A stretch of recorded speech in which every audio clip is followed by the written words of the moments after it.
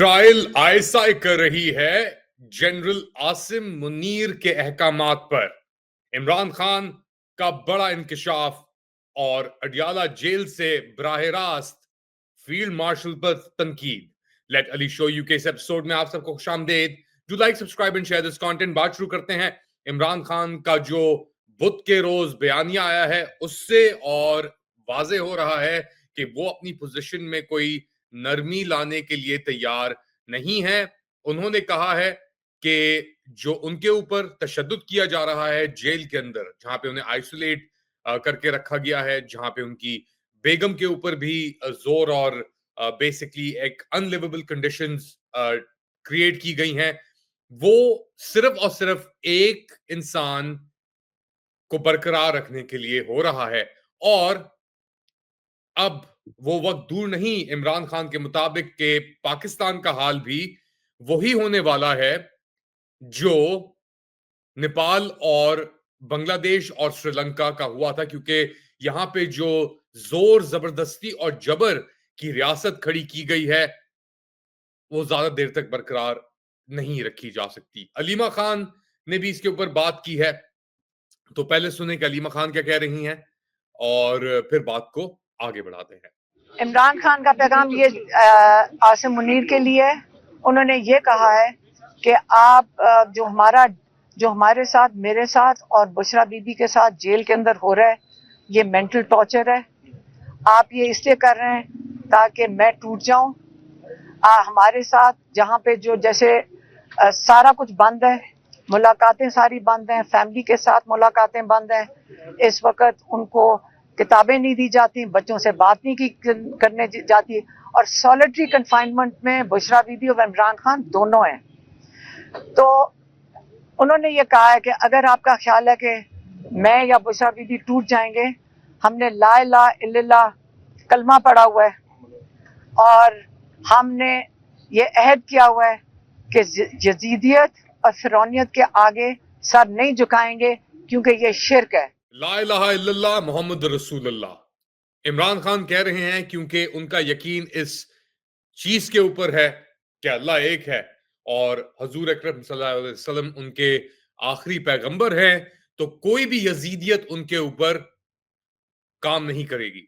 और जितना वो रेजिस्ट कर रहे हैं उतना ही यजीदियत में इजाफा हो रहा है। लेकिन वो वक्त दूर नहीं जब ये जोर जबरदस्ती खत्म हो जाएगी। सबसे बड़ा इंकशाफ इसके अंदर यह है कि पहली बार खुलकर अब इमरान खान आ गए हैं और उन्होंने कहा है कि मेरा जो ट्रायल है वो कोई काजी नहीं कर रहा, कोई जज नहीं कर रहा, बट एक आईएसआई का कर्नल कर रहा है जो अहकामात डायरेक्टली लेता है army chief general Asim Munir से। उन्होंने कहा है कि ये एक मिलिट्री ट्रायल है, ये एक सिविलियन ट्रायल नहीं है। साथ साथ एक बार फिर दोहराया कि जो भी कुछ हो रहा है पाकिस्तान के अंदर वो आसिम कानून या आसिम लॉ के तहत हो रहा है। कॉन्स्टिट्यूशन, आईन और जो आईनी साखे हैं उन सबको तोड़ काट दिया गया है। 300 केसेस से ज्यादा इनके ऊपर लगे हुए हैं और एक केस में जमानत मिलती है, दूसरे में दोबारा पकड़ा जाता है।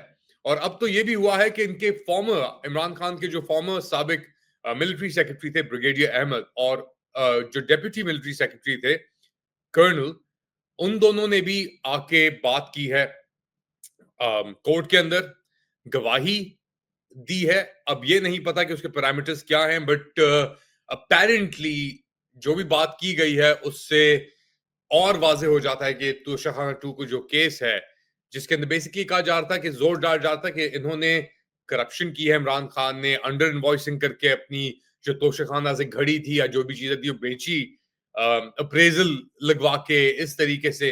तो उन चीजों का कोई बेसिस नहीं बना और ये केस भी खारिज हो जाना चाहिए था। लेकिन जोर जबरदस्ती और जबर, और इस जोर जबरदस्ती और जबर ने जो हालात पैदा कर दिए हैं अब कोर्ट्स के अंदर भी। एक तो कोर्ट है अंदर, अडियाला जेल के अंदर जो कोर्ट चल रहा है, एक कोर्ट है बाहर, और वो कोर्ट है सुप्रीम कोर्ट ऑफ पाकिस्तान। और सुप्रीम कोर्ट के पाकिस्तान के साथ साथ इस्लामाबाद हाई कोर्ट जो चलता है उन्हीं पैरामीटर्स के ऊपर जो सुप्रीम कोर्ट सेट करता है।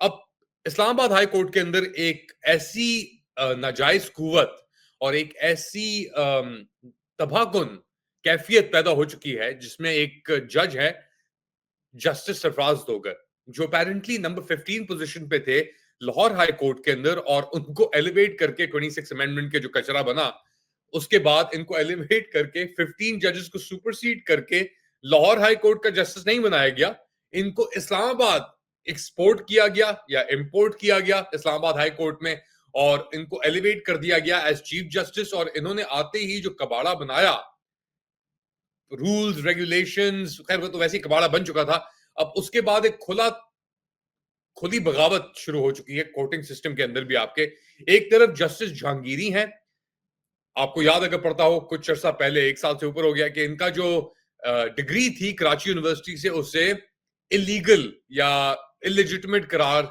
देने की कोशिश की गई। अब उसके अंदर एक स्टैंडिंग ऑर्डर था सिंध हाई कोर्ट का कि जी ये डिग्री सही है, उसके बावजूद इनको अब डी कोर्ट कर दिया गया है एक तरीके से। मैं लीगल एक्सपर्ट तो नहीं हूं, but I am trying to get a legal expert for you guys to talk about this कि ये क्या है, क्या माजरा है।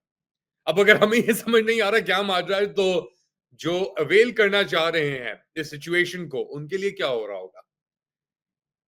ईमान मजारी के साथ उनका कुछ तल्ख हुआ, chief justice IHC chief justice Sarfaraz Dogar का।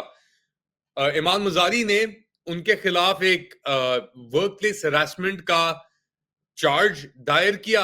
जिस शख्सियत ने उसको हरासमेंट को करना था कोर्ट के अंदर ही असेस कि क्या हो रहा है, उसको तब्दील कर दिया गया ये लगाने के बाद। It's a complete disaster, complete and utter disaster, and all of this is crumbling.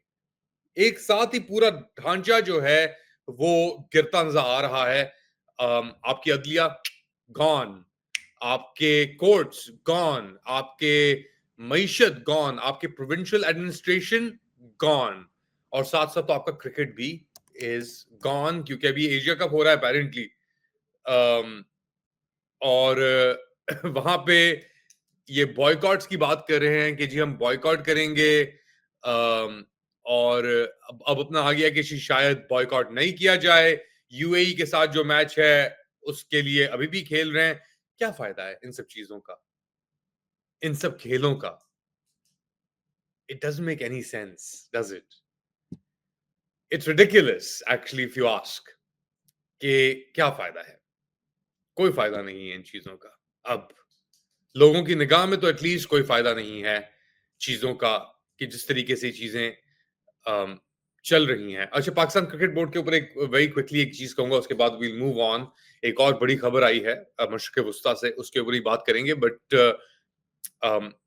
PCB की तबाही के अंदर डायरेक्टली आपके जो आर्मी चीफ फील्ड मार्शल हैं उनका हाथ है, क्योंकि उनका ही तैनात किया हुआ बंदा जो आपका पीसीबी चेयरमैन है, वजीर दाखिला भी है, मे बी अपना कुछ अरसे में उसको प्राइम मिनिस्टर ही बना दिया जाए, वजीर आजम Mohsin Naqvi is the man behind all of this.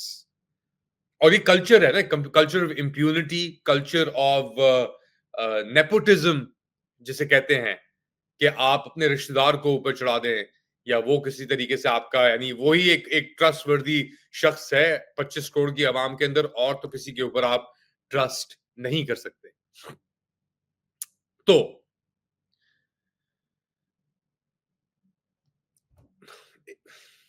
क्या बात करें, कैसे करें? यहां पे खुशियां मनाई जा रही हैं कि आपके भी फॉर्म 47 के वजीर आजम जो हैं शहबाज शरीफ साहब, वो गए हैं लंदन और फिर न्यूयॉर्क जा रहे हैं, मगर उन्होंने पिट स्टॉप किया है रियाद के अंदर।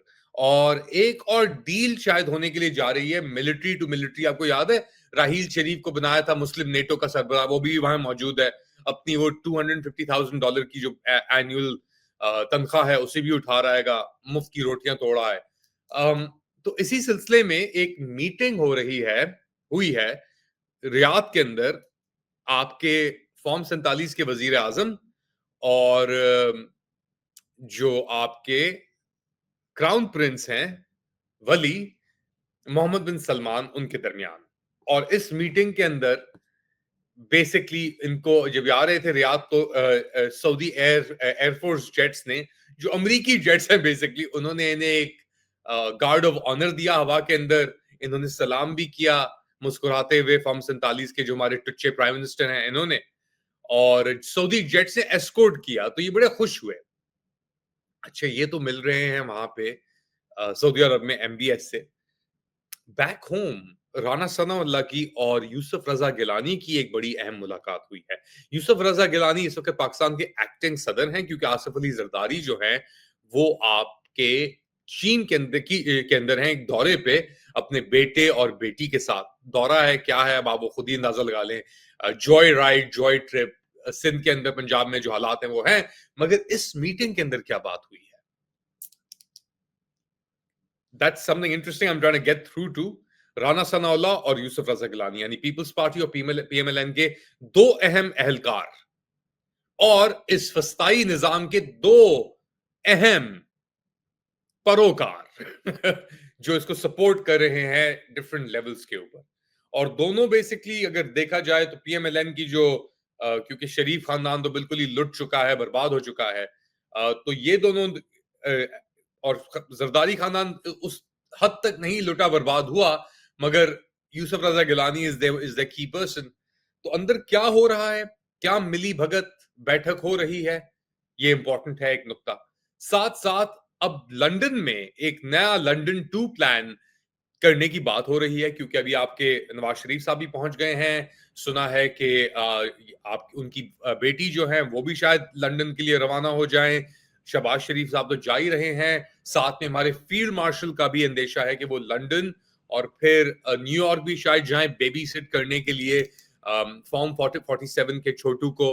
तो the wheels are in motion. वो कहते थे ना आइड्स ऑफ मार्च, के मार्च के अंदर बड़ी बगावतें, कंस्पिरेसीज और साजिशें होती हैं। पाकिस्तान के अंदर है आइड्स ऑफ अक्टूबर, क्योंकि नवंबर में आ रही है एक्सटेंशन, और अब 70-72 दिन रहते हैं एक्सटेंशन के अंदर। और नवाज शरीफ साहब तो चले गए, मामला लटका के एक्सटेंशन नोटिफिकेशन दिए बगैर लंदन। अब उनको क्या गारंटीज मिलेंगी वहां पे, लंदन 2 प्लान किस तरीके से हैच होगा, काजी फाइज ईसा को भी इनवाइट किया जाएगा, उनसे भी मशावरत की जाएगी, क्या करें, कैसे करें, क्यों करें। लंदन प्लान की एक अपडेट ही मिलेगी, ओरिजिनल की वो कैसा चल रहा है। A lot of things are happening, but what will these things amount to? इनका फायदा क्या होगा? और आखिर में एक तरफ इमरान खान और दूसरी तरफ ये पिघलता, इमरान खान और अवाम, और दूसरी तरफ ये पिघलता हुआ निजाम। मगर सब चीजें इमरान खान के लिए भी सही नहीं है। उनकी जो सियासी जमात है पाकिस्तान तहरीक इंसाफ, वो भी एक तरीके से ककून हो चुकी है, वो भी एक तरीके से उसके अंदर जो जान थी वो सुखड़ चुकी है। अभी आप ये प्रेस कॉन्फ्रेंस उन्होंने की इंटरनेशनल जर्नलिस्ट के लिए, उसके ऊपर भी मैंने कवरेज की, आप जाके देख सकते हैं। इंतजाम ये था कि इंटरनेशनल जर्नलिस्ट के लिए प्रेस कॉन्फ्रेंस हो रही है, एक लाइव स्ट्रीम पाकिस्तान तहरीक इंसाफ भी अरेंज नहीं कर सका उस वेन्यू से, केपी के हाउस से इस्लामाबाद के अंदर, के दुनिया भर से लोग देख सकें, पार्टिसिपेट कर सकें, और जिस चीज को एक बैनुल अक़वामी सतह पे लेके जाया जाए। जो वीडियो क्वालिटी भी आई बाद में, वो इतनी खराब वीडियो क्वालिटी थी अंदर से कि I don't know what these people are doing. वो कहते हैं जब एक जवाल आता है निजाम का, तो उस निजाम के अंदर हर बंदा, चाहे वो मुखालिफ हो या उसका सहूलतकार हो निजाम का, वो सब सफर करते हैं। तो ये डिग्रेडेशन है। आपकी एजुकेशन सेक्टर कंप्लीटली तबाह हो चुका है, आपका स्पोर्टिंग सेक्टर कंप्लीटली तबाह हो चुका है, लोगों के पास नौकरियां नहीं है, यंग लोगों के पास नौकरियां नहीं है, मुस्तकबिल के अंदर कुछ नजर नहीं आ रहा, महंगाई अपना सर तोड़ चुकी है। मगर इस चीज की बुनियादी वजह यह है कि इस मुल्क के अंदर इंसाफ नहीं है, और जिस मुल्क में इंसाफ नहीं होता वो मुल्क फिर सोमालिया, कांगो या पाकिस्तान जैसा ही नजर आता है। आप लोग क्या समझते हैं, बताएं मुझे कमेंट सेक्शन के अंदर। Do like, subscribe and share this content. थोड़ी देर बाद दोबारा हाजिर होऊंगा अपडेट के साथ, तब तक के लिए अल्लाह हाफिज।